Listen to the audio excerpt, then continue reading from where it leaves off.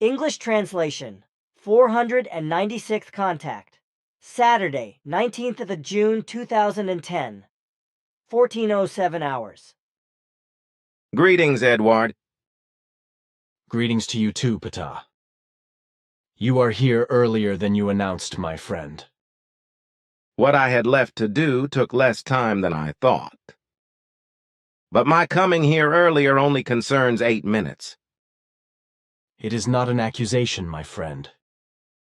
But it is good that you are here already, because I have some questions that have been bothering me for some time.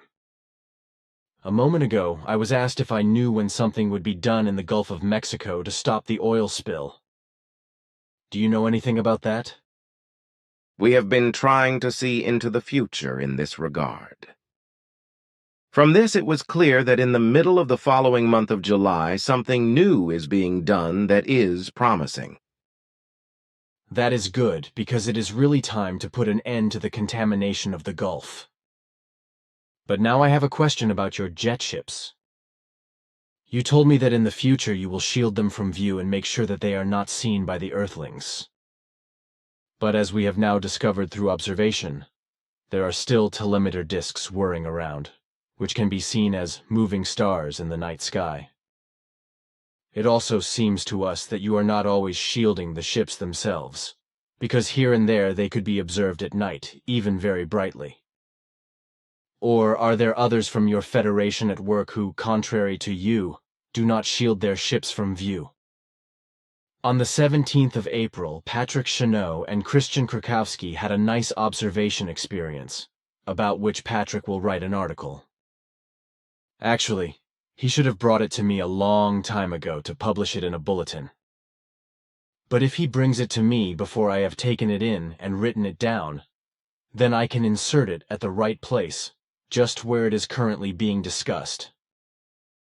Mentioned report received on the 12th of July, 2010, sighting report. It was the third weekend of April, Saturday, the 17th of April 2010, when Christian Krakowski and myself were able to experience two remarkable sightings after a long period of relative calm regarding sightings of unknown flying objects.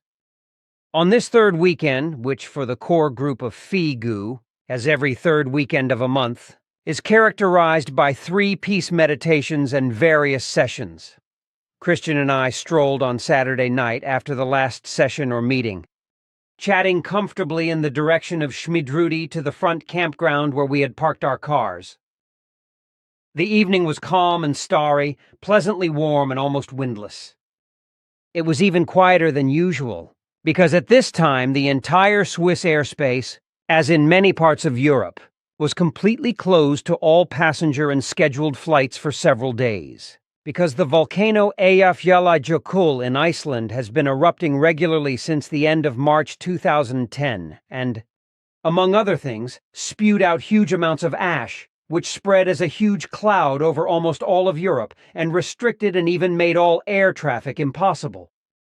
In view of this fact, and having arrived at our cars, Christian and I looked up at the calm and clear starry sky, knowing that we could enjoy this wonderful view visually without being disturbed by flashing and noisy airplanes.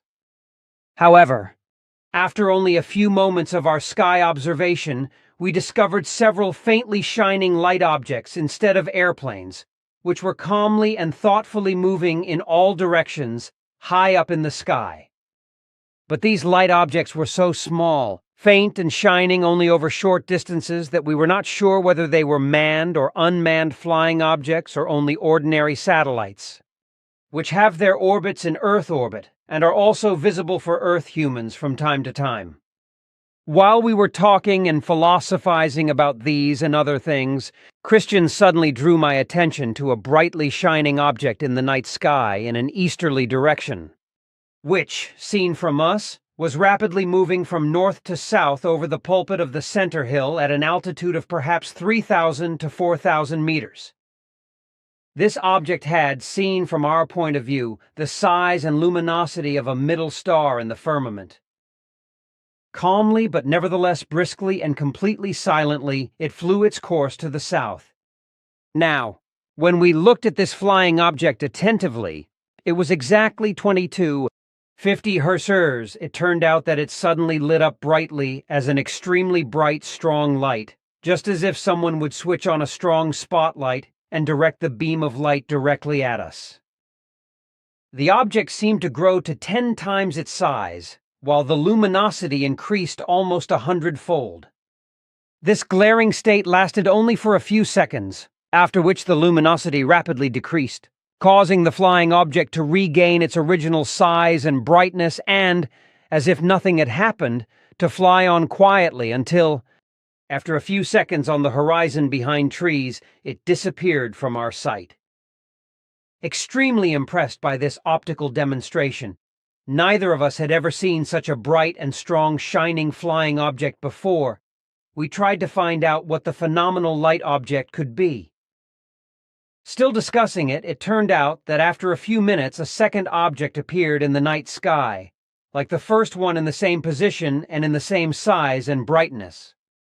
Like the first light object, this second moving star also flew at the same speed and completely silently exactly from north to south, only to flare up brightly and strongly like the first object after a few seconds.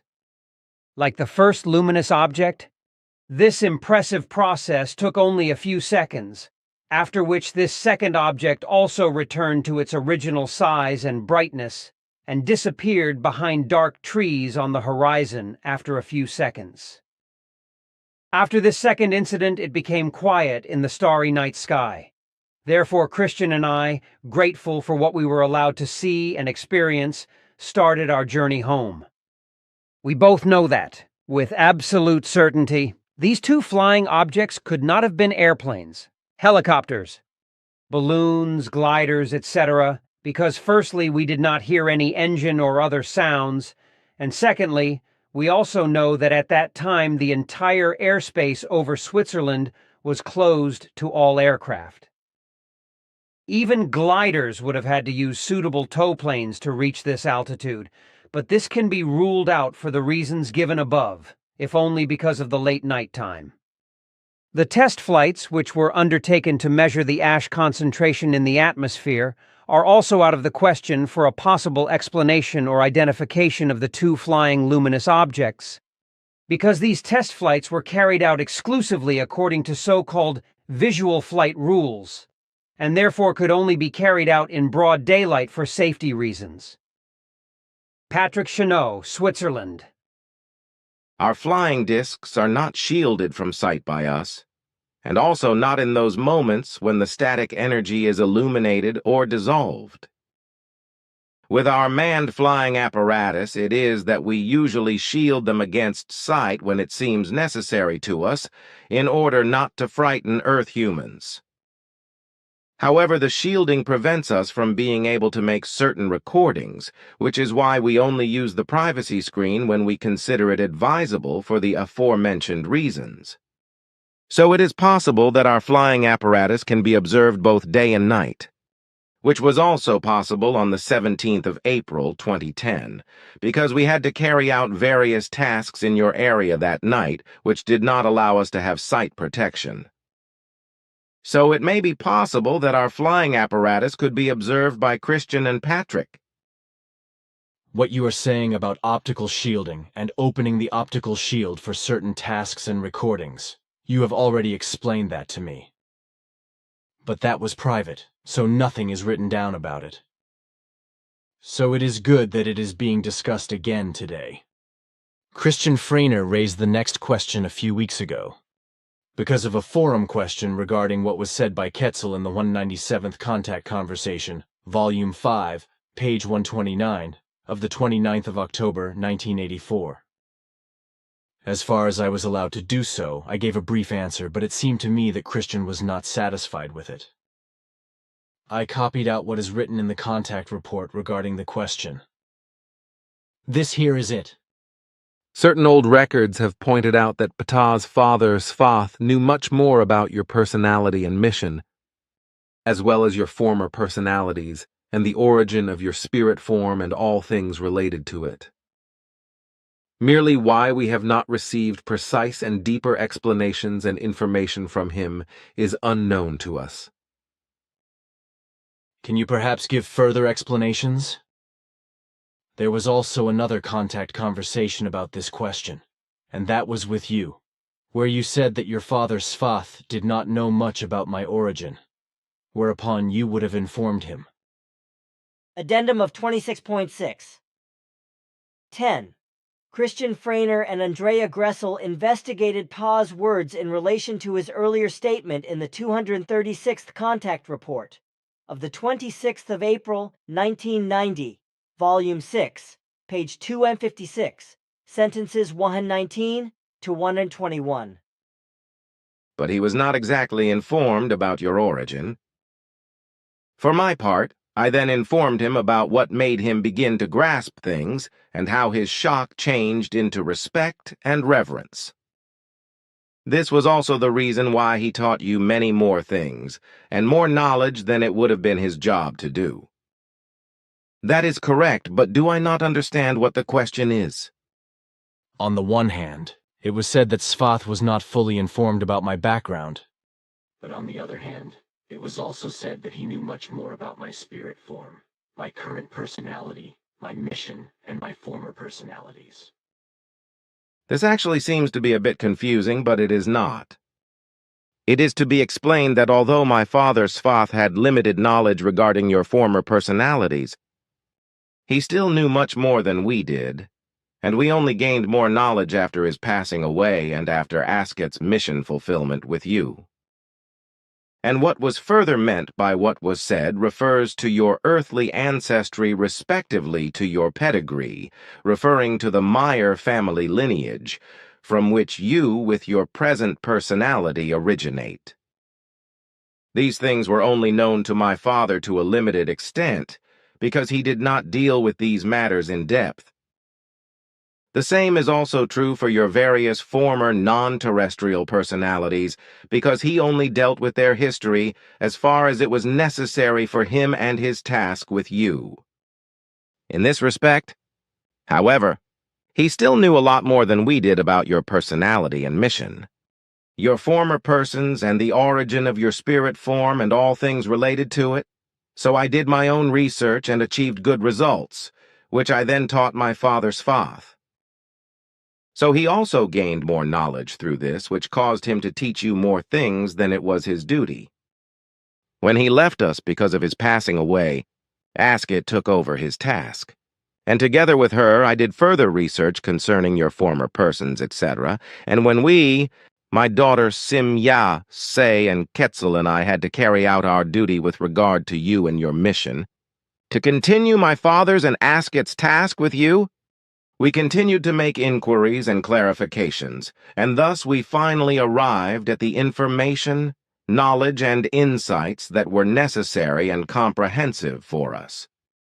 Our and Father's knowledge about you and your spirit forms past changed for us to further knowledge only when I myself endeavored to find out all these things and communicated the obtained results to my father Svath, which made him and us all more knowledgeable. But as I said, that was not enough for me either, because many questions were still open. So after my father's passing away, I searched for the connection with the plane Arahat Athersata, and thus came to further information, which, however, only came to light in the course of the contact between us and you.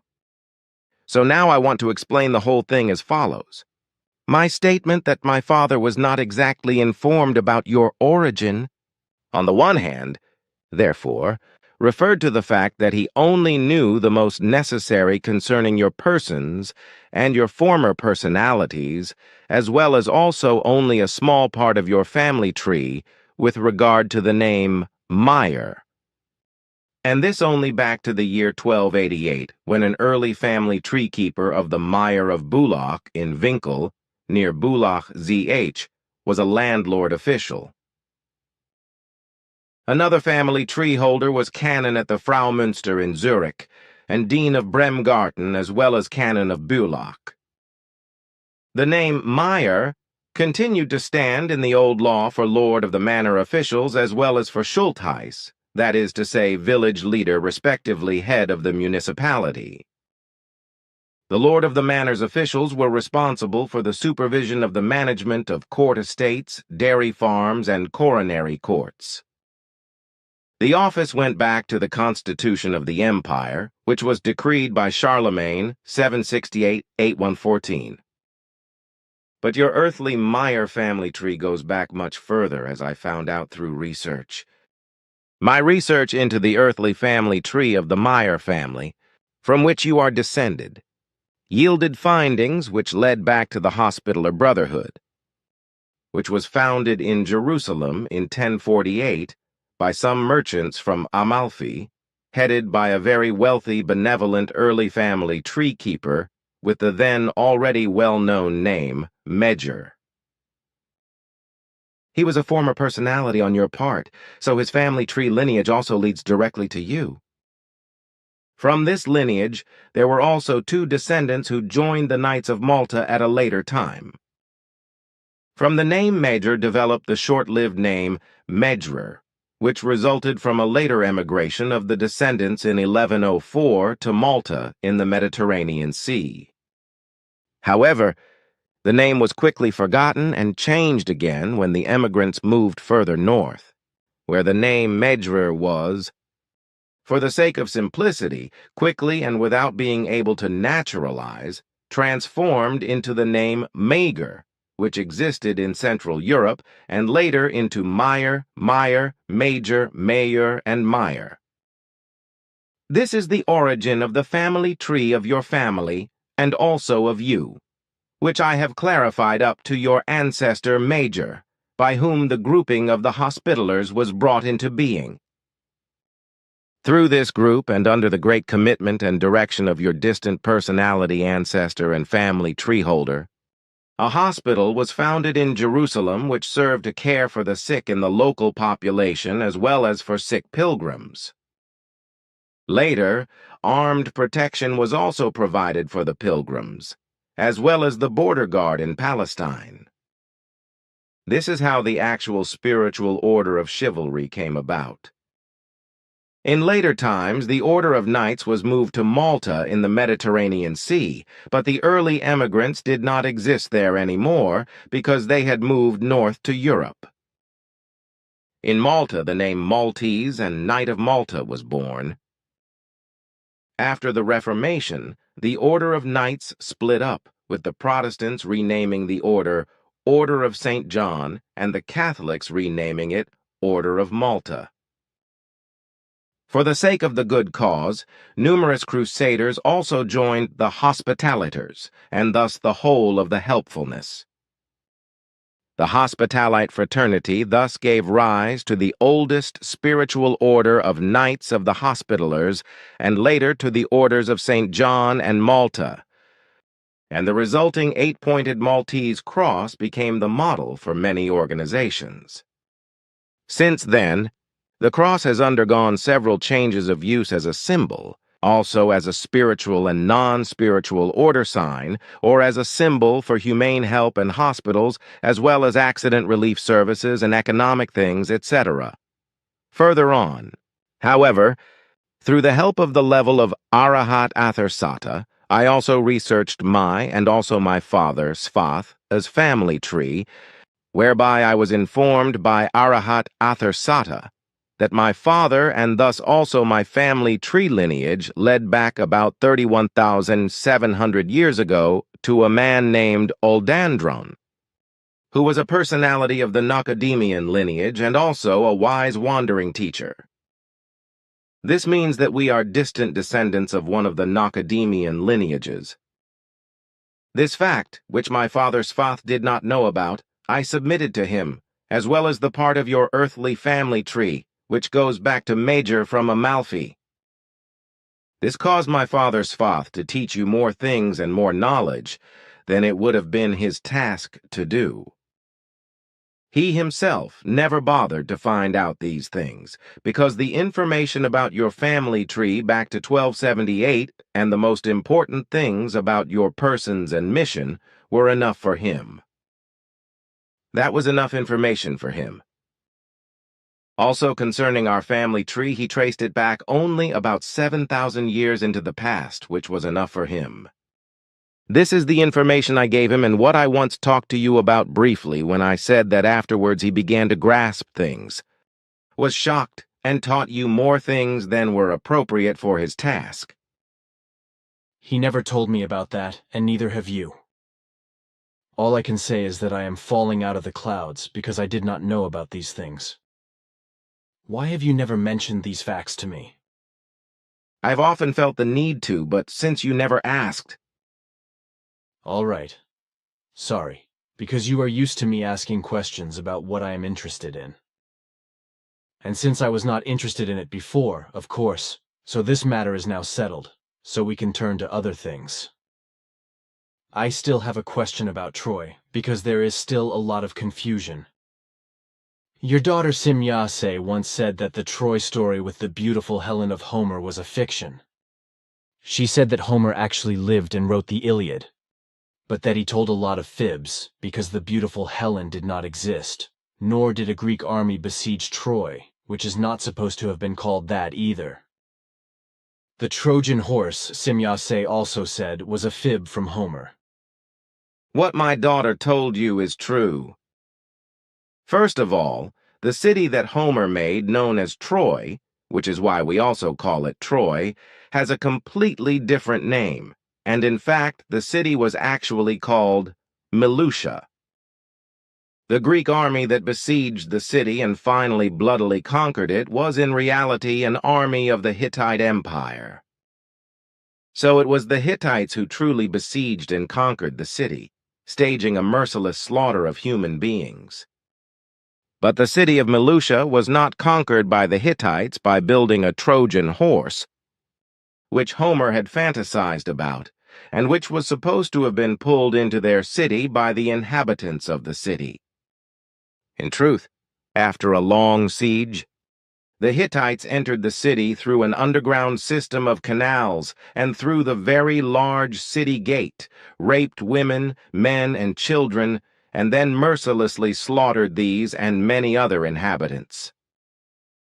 The whole thing was about a brutal act of war in which no beautiful Helen played any role whatsoever, not even any Hellenic army. Aha, so that was it, and Homer was an imaginative storyteller. Orally transmitted stories of earlier events he mixed with fantastical embellishments that had nothing to do with reality and truth. This will not please Homer's followers, nor the many others who take all the Homer stories at face value. That will be the case. Exactly. Some regretted that you no longer make predictions. I can understand that, but I have to say that it really is absolutely senseless, because the last 60 years have clearly proven that prophecies, predictions, and warnings made publicly known to Earth humans and also to governments, etc., through you were absolutely senseless and would therefore continue to be so. All your efforts in this regard, as well as our explanations and predictions, have not borne fruit, for everything has turned out to the contrary, as you and we have prophetically, foretellingly, and warningly called the coming events. If all this had been heeded, then the greater part of all the bad consequences that were conjured up by the Earth humans through their unreasonableness, selfishness, self-importance, pleasure, and greed, etc., could have been prevented. This is especially true with regard to the climate catastrophe, the destruction of nature, fauna, and flora, the pollution of the environment and the oceans, the extermination of animal life forms, and overfishing. This among many other things, through which, among other things, enormous weather disasters of all kinds have also occurred and will occur even worse in the future. Do you know the name of the mother of Queen Cleopatra VII of Egypt, the Great? To my knowledge, the real name of Cleopatra's mother is still a mystery. Her name was Ptia, and she came from a Macedonian family. Thank you. That is all I want to know. On several occasions in the last few months, I've been asked what I have to say about the national debt of different countries. This is especially true with regard to the USA and Germany as well as various EU countries, whereby the USA and Germany's national debt is not only in the billions, but in the trillions. The questions have apparently arisen as a result of the criminal banking industry, and the threat that various states are threatened with collapse due to their horrendous debts through bankruptcy. It was asked whether I could at some point openly present something explanatory in a bulletin on this subject. I have my own opinion on this, but before I answer in a bulletin, I would like to ask you what you think of the fact that various states are becoming increasingly indebted. In my opinion, governments are not responsible in their use of taxpayers' money. Instead of drawing up a fixed budget that corresponds exactly to the state's revenue, and then strictly adhering to this budget without causing an increase in expenditure and thus not incurring debts, public finances are being used for nepotism respectively. Nepotism. Furthermore, when I look at the national debt in the European Union, I think that the greatest EU idiocy with regard to the monetary currency was to introduce a single currency in this union, the euro. The way I see it, the euro and the machinations that went with it drove the EU countries into financial misery, which would not have happened if the individual states had kept their old currencies.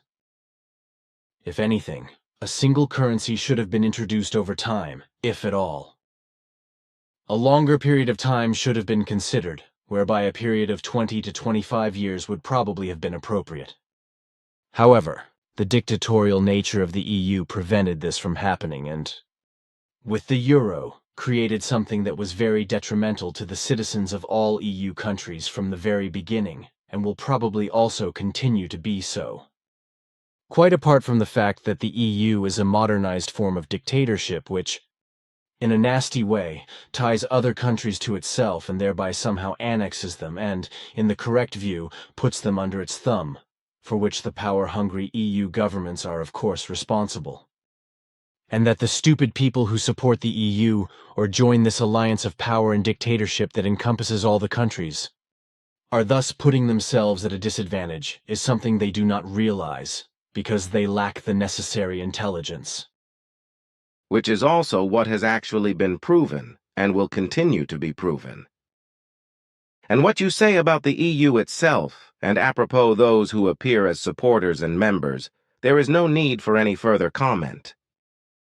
And concerning the state debt, it would be of urgent necessity that the rulers should be forbidden by electoral regulations to incur debts, as well as the constant invention of new taxes. This is not the way it is done, because not only do governments run up horrendous debts, but the people are also trained to run up debts in the private sector. And what has to be said about the legitimate state taxes is that not only are they levied, but also the most diverse and impossible things are additionally taxed, such as a value-added tax, even on food.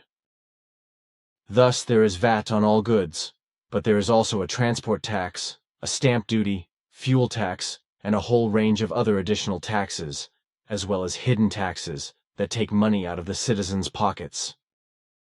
And the hammer here is that the people are not refusing to do so, but are saying yes and amen to it, even though there is constant cursing about the old and new taxes and about the whole tax system.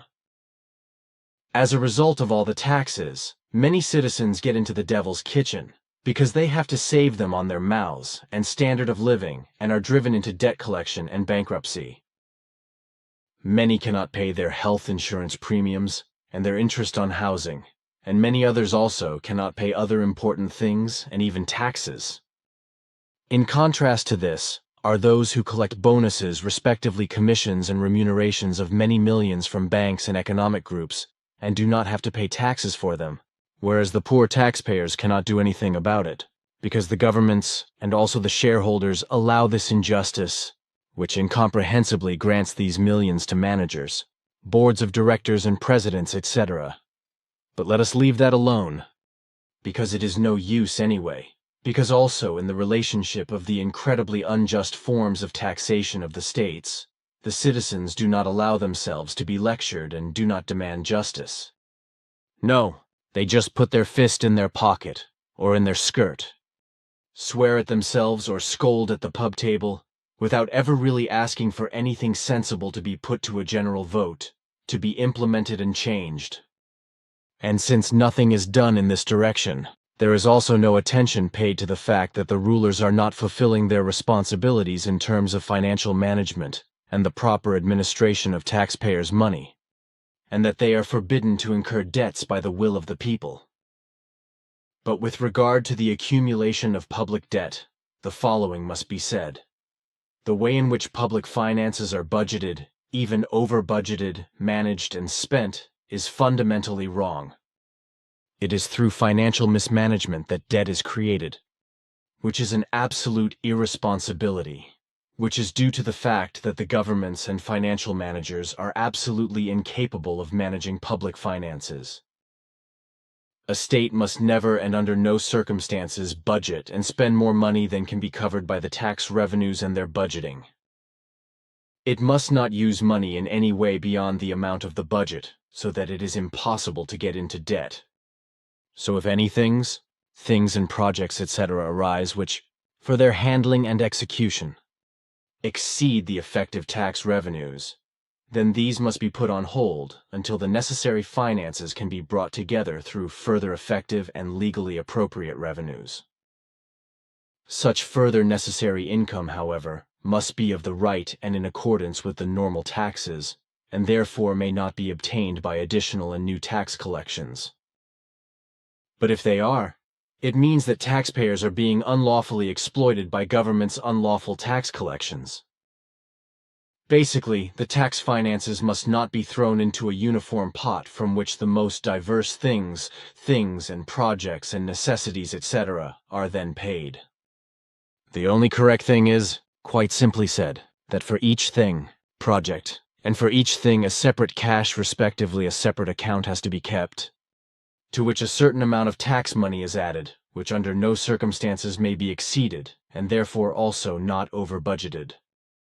Although this means a great deal of extra work for the tax authorities, because a state has to manage and administer hundreds of different funds, respectively accounts, the whole thing ensures that no debts are incurred, and that debts can be reduced. It also means, as already mentioned, that a project that needs to be financed can only be started or carried out when the necessary amount can be paid by the normal tax revenue from the relevant fund or account, respectively. Your words will certainly be resented by the responsible persons mentioned, and even by many of the people. This is for sure also that I will be listed again in the fiches of the Domestic Intelligence Service, which will continue to be secretly manufactured, as you told me years ago. Perhaps my words are again being suspected, in the most idiotic way, of something evil that I could harbor, even though what is said is only what is really true. Some idiots may also smell political airs and graces behind them, as I have already been accused of by a well-known mad newspaper man, although I am not politically active at all, but only express what I see. This is something that, according to the United Nations Declaration of Human Rights of 10th December 1948, I cannot be accused of malicious intent, of being an enemy of the state, or of being banned. Indeed, Article 19, Freedom of Expression and Information, states, "Everyone has the right to freedom of opinion and expression." This right includes freedom to hold opinions without interference, and to seek, receive, and impart information and ideas through any media and regardless of frontiers. However, anyone who does not grant me this right, or lists me in ficken because of my opinion, is violating human rights as defined by the United Nations.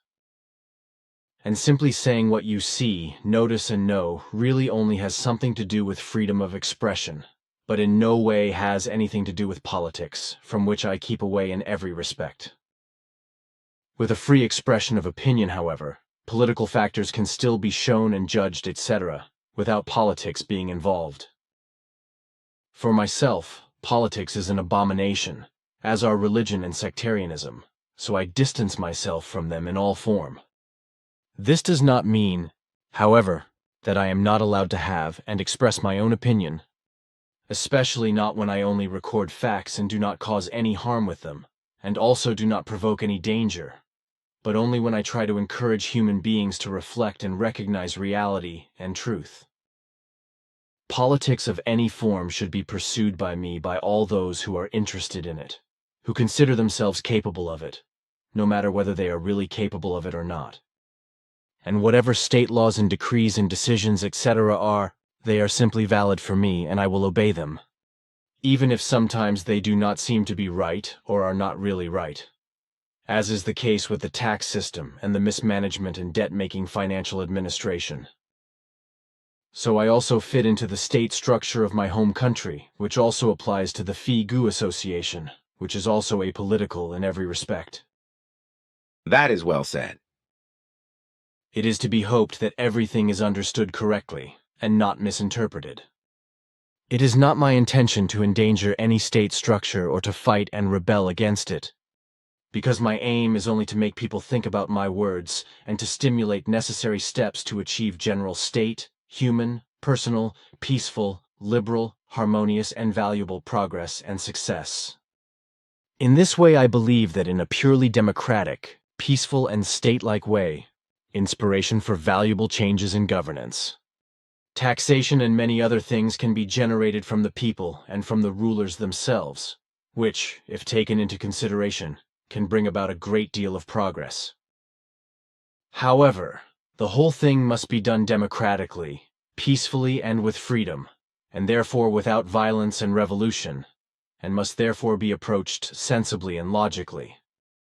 The necessary progressive changes and improvements can only be brought about by the people's voluntary decision to vote, and never by any insurrectionary, revolutionary, or warlike violence, dishonesty, disorder, and criminal or otherwise anti-state activity. Your words in the Earth human's ear. Some may hear it, some may not.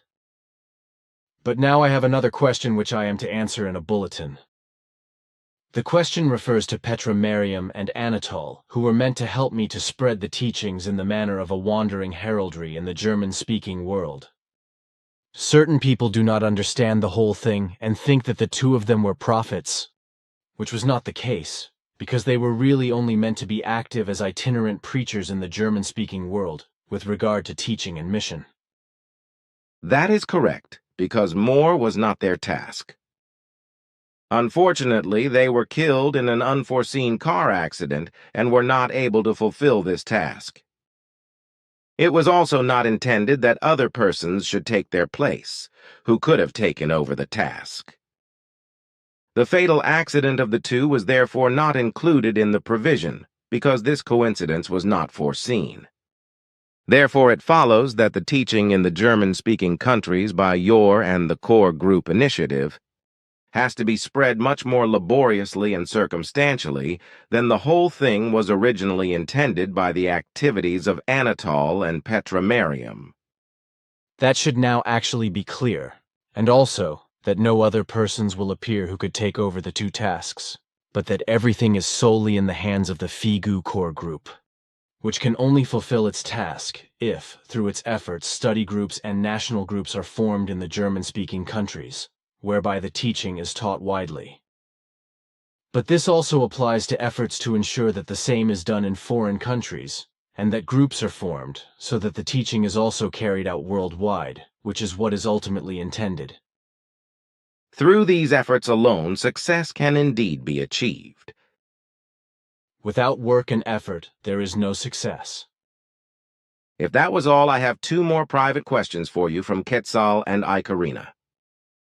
After that, I have to go my own way again. Naturally, ask away.